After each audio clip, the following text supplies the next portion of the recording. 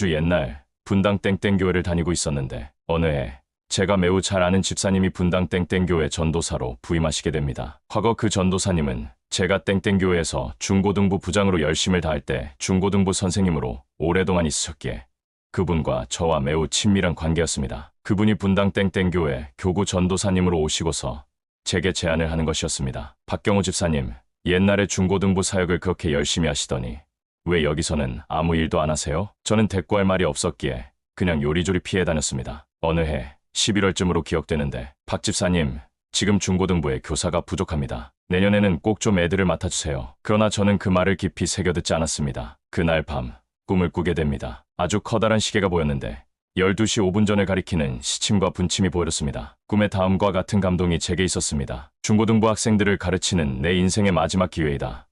너는 이 기회를 놓치면 내 평생 중고등부를 가르칠 수 없다.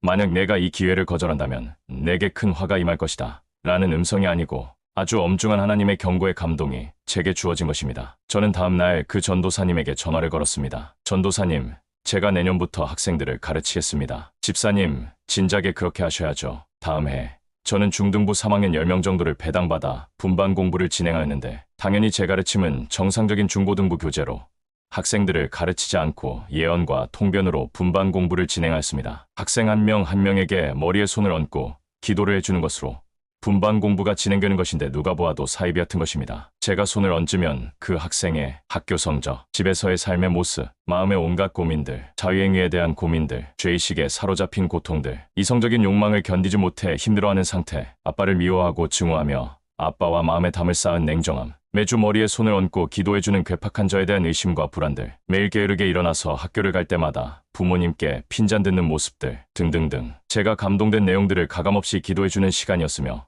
기도에서 나온 내용들에 대한 성경의 해답들을 가르치는 시간이었습니다. 그렇게 땡땡교회에서 교사로 봉사하다가 어느 날 땡땡교회로 옮기는 상황을 맞이합니다. 울산에서 방배동으로 이사온 땡땡땡교회를 가게 되었으며 땡땡땡교회를 가는 첫날 주일 예배 시간보다 약간 일찍 교회당에 들어서게 되는데 당회장 목사님이 저를 보자마자 저 집사님이시죠? 중고등부를 지도해 보신 적이 있으시죠?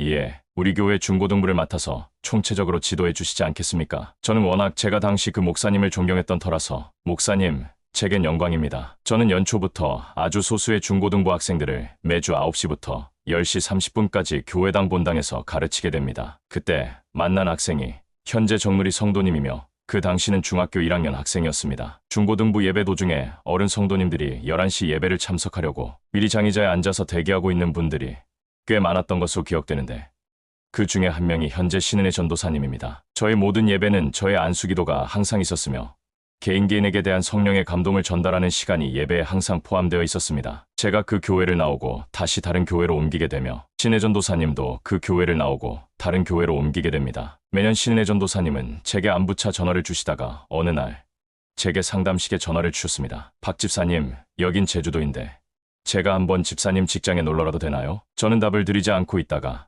카톡으로 제게 임한 성령의 감동을 전달하였습니다. 이곳에 오시면 홍해가 열리게 될 것이라고 하나님께서 제게 감동하셨습니다. 그럼 다음 주에 찾아뵙겠습니다. 그 해는 2014년으로 제가 성남의 교회를 개척한 해였으며 7월 달에 전화를 하신 것입니다. 7월 중순 신전도사님이 제 사무실 방문하셨으며 같이 예배를 드리는데 몇 명 안 되는 그 조촐한 예배에 아주 큰 은혜를 받으시는 것이었습니다. 당시 저희 예배는 강해드렸고 계명 강해, 요한복음 강해, 소아시아 7교회 강해, 요한 1.23서 강해, 로마서 강해 등 강해가 진행될 때마다 본인 네이버와 다음 포털 사이트에 그 강해 내용을 직접 타이프를 쳐서 올리시는 것이었습니다.